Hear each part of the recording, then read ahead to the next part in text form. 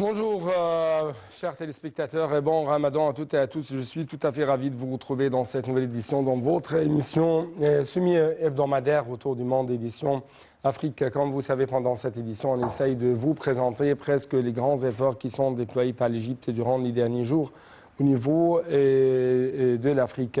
Mais cette fois-ci, on va jeter plus de lumière sur les élections françaises et comment ça va impacter la relation France-Afrique, France-Égypte dans la prochaine période. Toujours ça à la lumière des résultats du premier tour.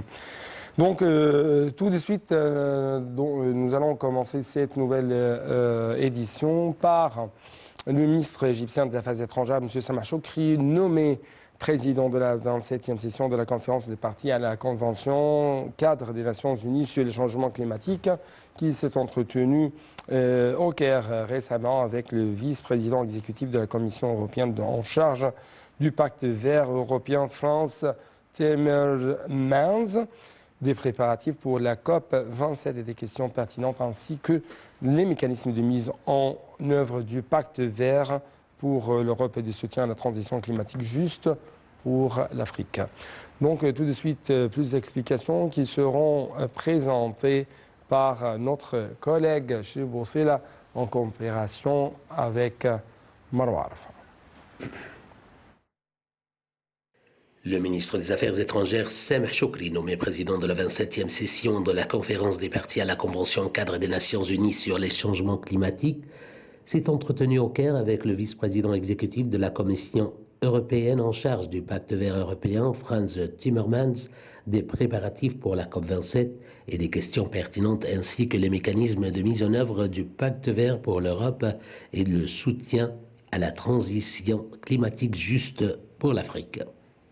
Messieurs Shoukry et Timmermans ont également discuté des perspectives de renforcement de la coopération entre l'Égypte et l'Union européenne sur des questions clés pour accélérer la transition vers des économies durables, résilientes et sans émissions, y compris la possibilité de soutenir la production d'énergie plus renouvelable d'hydrogène vert, l'adaptation au changement climatique et la gestion durable et intégrée de l'eau et des ressources de manière appropriée avec la stratégie égyptienne 2030 et la stratégie sur le changement climatique 2050 ainsi que le pacte vert pour l'Europe.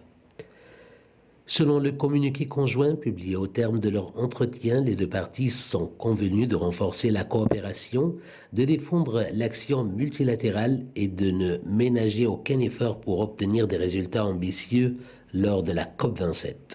Les deux parties ont aussi convenu de travailler conjointement pour encourager la mobilisation des ressources pour le financement du climat pour les pays en développement, en particulier les pays africains, notamment l'accélération du versement promis de 100 milliards de dollars et l'adaptation aux effets néfastes du changement climatique.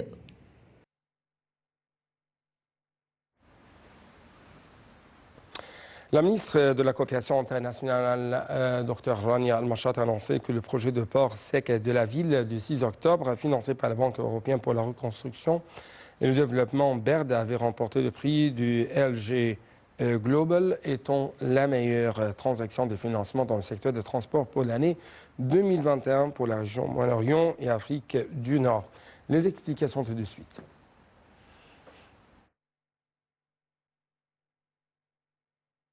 La ministre de la Coopération internationale, Rania Al-Mashat, a annoncé que le projet de port sec de la ville du 6 octobre, financé par la Banque européenne pour la reconstruction et le développement, avait remporté le prix IG Global, étant la meilleure transaction de financement dans le secteur des transports pour l'année 2021 pour la région Moyen-Orient et de l'Afrique du Nord. Ce prix est décerné aux meilleures transactions et institutions dans les secteurs des infrastructures et de l'énergie dans le monde. Le port sec du 6 octobre, le premier du genre en Égypte, est un exemple de l'importance de la coopération multilatérale et des partenariats entre les parties concernées pour parvenir au développement et à la reconstruction durable, ainsi que du rôle vital des partenariats entre les secteurs publics et privés dans la mise en œuvre de projets d'infrastructures durables et de projets prioritaires. C'est ce qu'a indiqué Mme Al-Mashat dans un communiqué. Millions d'euros pour la compagnie du port sec d'octobre qui est mise en œuvre dans le cadre de la stratégie de l'État visant à étendre les ports secs au niveau de la République.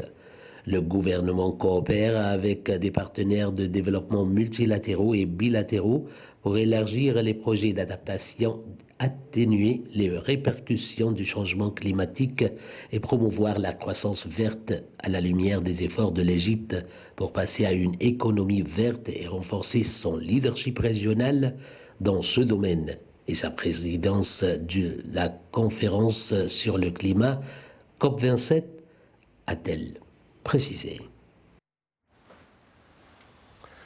Donc c'est ainsi maintenant, c'est le temps de notre sujet de discussion et cette fois-ci il s'agit des élections françaises dans son premier tour. Avec plus de précision, on trouve que le président sortant Emmanuel Macron est arrivé en tête du premier tour d'élection présidentielle française dimanche dernier, selon les premières estimations devançant de quelques points la dirigeante d'extrême droite Marine Le Pen et qu'il affrontera le 24 avril dans un duel qui s'annonce serré. Dimanche soir, Emmanuel Macron s'est adressé aux Français en remerciant ceux qui ont voté pour lui, en promettant aux autres qu'il était prêt à inventer quelque chose de nouveau pour rassembler toutes les sensibilités. Marine Le Pen arrive deuxième entre 23,5 et 24,7% selon les estimations des institutions Opinionway, IFOP et Alice, devant le chef de la gauche radicale Jean-Luc Mélenchon, qui est aussi entre 20 et 21% des voix. Monsieur Mélenchon a d'ailleurs exhorté dimanche soir ses partisans à ne pas donner une seule voix à Marine Le Pen le 24 avril. Donc ce qui nous intéresse actuellement, c'est comment ces élections françaises, le prochain président va impacter les relations Afrique-France, les relations Égypte-France dans la prochaine période. Donc justement pour avoir plus de réponses, plus d'analyses, nous allons contacter tout de suite monsieur Nasr Chehata, analyste politique et économique. Monsieur Nasr Chehata, bien sûr, se trouve actuellement en France et suit bien ce qui se passe sur le terrain et dans les scènes politiques françaises, ces élections présidentielles. Monsieur Nasr Chehata, bonjour et merci beaucoup pour nous rejoindre à travers la ligne de NAL TV International. Bonjour, M. Annie, et bon Ramadan à tous les spectateurs de Naïl TV. Oui, bon Ramadan à vous aussi. Il s'avère que dans le premier tour, d'après ce que j'ai lu dans les journaux français, les Africains du Maroc, de Côte d'Ivoire, ou les Africains en général ont voté pour M. Emmanuel Macron et M. Mélenchon. Votre explication pour ça? Écoutez, il y a eu en total 12 candidats à la présidentielle 2022 en France.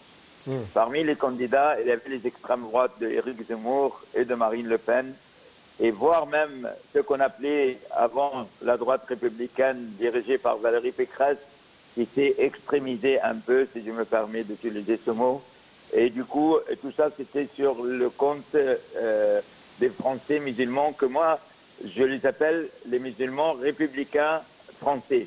70% de ces musulmans républicains français ont voté Jean-Luc Mélenchon. Pourquoi Jean-Luc Mélenchon? Parce qu'il était le seul à ne pas mettre tous les maux de la France sur la responsabilité des Français musulmans ou africains. Donc, c'était normal que ces musulmans-là réagissent et qu'ils ont voté en masse pour Jean-Luc Mélenchon, qui, entre parenthèses, Jean-Luc Mélenchon, il vient du Parti communiste. Donc, moi, je trouve que c'est une bonne chose que les musulmans, enfin, ont pu utiliser leur carte d'électeur. Et du coup, quand ils ont voté en masse pour Jean-Luc Mélenchon, il est devenu le troisième homme de ces élections. Maintenant, malgré cette partie importante pour lui, il y aura peut-être des impacts sur les législatives au mois de juin prochain. Ouais. Je pense qu'on a deux finalistes, qui est le président sortant, comme vous dites, Emmanuel Macron, et Madame Marine Le Pen, qui est pour la deuxième fois, après son père, elle arrive au deuxième tour. Oui. Bien sûr, je pense qu'il y a une petite marge dans les sondages entre les deux personnes. Cette marge-là, elle est de 2 à 3% au deuxième tour. Mais il faut faire attention parce que il y a toujours une marge d'erreur pour les instituts de sondage qui est entre 2 et 3% également. Ouais. Donc, Monsieur, ouais. Monsieur Esrachata, très rapidement, comment ces élections françaises, présidentielles bien sûr, vont influencer les relations, que ce soit avec l'Afrique en général ou avec l'Égypte en particulier? Bien sûr, le choix raisonnable, c'est le président sortant, qui a déjà son équipe sur place, qui a déjà ses relations avec l'Égypte et avec l'Afrique, qui est à sa deuxième mandat, ce qui veut dire qu'il ne va pas briguer un troisième mandat, et du coup, il aura les mains libres de faire vraiment sa propre politique à lui, sans avoir peur d'une prochaine échéance électorale. Donc, pour moi, je pense, moi, personnellement, je vais voter pour Emmanuel Macron parce que je pense que la relation avec l'Égypte et la France sous Macron est stable. Nous avons la chance d'avoir notre président qui a l'esprit ouvert avec l'Europe en général et la France en particulier. Et je pense que l'intérêt de l'Égypte, c'est avoir Macron comme président pour un deuxième mandat. Également pour l'Afrique, je pense que c'est la même chose. Emmanuel Macron, il a un avantage que c'est un homme d'esprit ouvert également, qui croit dur sur l'Europe. Et donc, c'est un Européen, franchement, c'est un Européen de cœur aussi. Et ce n'est pas tout à fait le cas de Marine Le Pen, qui elle voulait à un moment donné sortir de l'Europe, elle voulait revenir à la monnaie française qui est le franc et annuler l'euro. Bien sûr, dans son programme, cette fois-ci, elle a reculé un peu. Mais pour résumer un peu, Marine Le Pen, elle est venue de l'extrême droite et elle essaye d'y aller vers la droite traditionnelle. Et Valérie Pécresse, qui était dans la droite traditionnelle, elle est allée vers l'extrême droite et elle a perdu gravement ses élections, alors qu'elle était favori au départ. Depuis 6 mois, elle était favori et là, elle a eu 4,2%. Et c'est catastrophique pour la droite traditionnelle en France. Mais je pense que M. Macron, actuellement, représente cette droite du centre, si je peux me permettre de dire ça, avec une ouverture un peu à gauche, une ouverture à droite. Et je pense, je ne dirais pas qu'il va gagner facilement, mais je pense que la logique et la raison fera que c'est Macron qui va gagner cette élection. Monsieur Rachata, justement, ces derniers jours, on parle de certaines tentatives de la part du président français Emmanuel Macron pour courtiser les voix de gauche. Et comme vous venez de nous souligner, parmi ces voix de gauche, ce sont que ce soit les musulmans ou les Africains en général. Donc, monsieur Emmanuel Macron va présenter quoi à ces voix qui ont opté pour le candidat de gauche, M. Mélenchon? Moi, je pense plutôt que s'il va proposer un poste, s'il gagne d'abord et s'il va proposer un poste de Premier ministre, je pense qu'il va le proposer plutôt à quelqu'un de centre, de droite, du centre et du droite. Il peut proposer à Valérie Pécresse. Ça m'étonnerait beaucoup qu'il donne un poste important à Mélenchon, parce que quand même, la politique de Macron, c'est une politique libérale, une politique de droite et du centre. Ouais. C'est vrai qu'il a réussi à battre le chômage, Macron, avec les socialistes ou les communistes ou les gens de gauche en général. On a souvent des problèmes économiques. Et je pense que Macron, il va peut-être choisir Valérie Pécresse comme Premier ministre, on ne sait pas. Mais je ne pense pas qu'il va donner des postes importants à des gens de gauche. Par contre, il restera ouvert, il y aura l'Assemblée nationale, il y a les élections législatives. Mais je pense qu'il va appliquer l'ouverture parce qu'il a besoin d'élargir son parti qui est en marche. Et avoir des électeurs de gauche et de droite à la fois. Oui.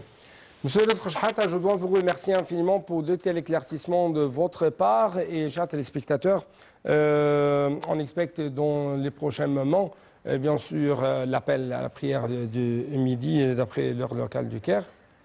Mais justement, avant ça, nous devons clôturer tout de suite cette édition par l'Ouganda et le Kenya voisins qui ont signé un accord de défense et de sécurité qui facilitera la coopération conjointe dans la lutte contre des menaces telles que le terrorisme, selon un communiqué proposé par le ministère de la Défense. Donc les explications seront tout de suite. Et avant ça, je dois vous dire merci beaucoup pour votre attention et à la prochaine.